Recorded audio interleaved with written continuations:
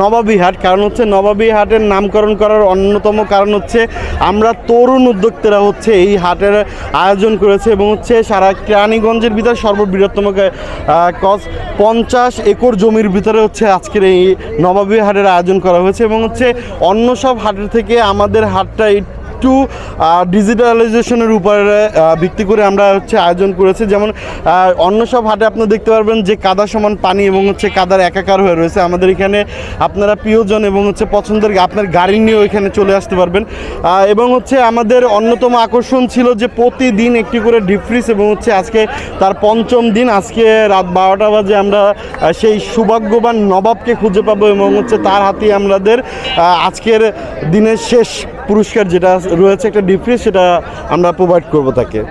সামনে তো আরও একদিন বাকি আছে, তো ক্রেতার সংখ্যা কেমন?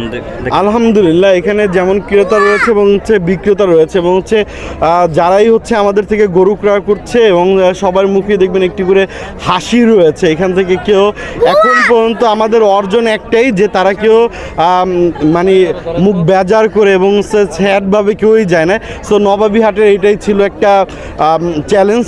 ইনশাল্লাহ হোপফুলি আপনাদের দোয়াতে এবং হচ্ছে আপনারা দেখতে পাচ্ছেন যে সেই চ্যালেঞ্জটাকে আমরা অ্যাকসেপ্ট করতে পেরেছি এবং হচ্ছে আলহামদুলিল্লাহ খুব ভালো সাড়া পাচ্ছি সকলের কাছে। সকাল থেকে তো অনেক বৃষ্টি ছিল, তো সকালে কাস্টমার কি মোটামুটি ছিল কেনা তা না বিকাল টাইমটা বেশি? আলহামদুলিল্লাহ আজকে সকাল থেকেই বৃষ্টি উপেক্ষা করে আমাদের দেখবেন বেশ কিছু লাইভে দেখতে পারবেন যে বৃষ্টিকে উপেক্ষা করে হচ্ছে আমাদের এই হাটে ক্রেতার সংখ্যা হিউজ পরিমাণে ছিল।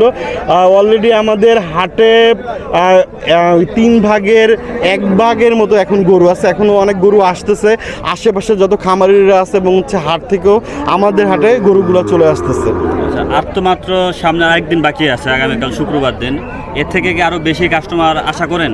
ইনশাল্লাহ আমরা তো সবসময় সবাই চাই যে তার হাটে কাস্টমার সংখ্যা খুব বেশি থাকুক এবং আলহামদুলিল্লাহ আমরা যে আশা করেছি তার থেকে 1000 গুণ কাস্টমার আমরা বেশি সাড়া পেয়েছি। আর এখানে একটা কথা হচ্ছে হাসিলগড় নিয়ে অনেক সময় অনেক জায়গায় দেখছি যে অনেক সমস্যা হয় ক্রেতার সাথে, কিন্তু এইখানে কোনো এরকম কোনো ফেস করছেন কিনা?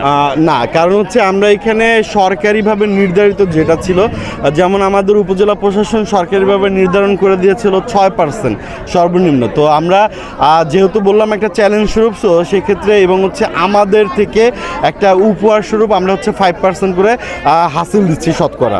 তো এই হাসিল নিয়েও কারো কোনো সন্দেহ থাকার কোনো অবকাশ নাই এবং হচ্ছে হাসিল কেটেও সবাই কি বলে হাসি মুখেই ফিরে যাচ্ছে।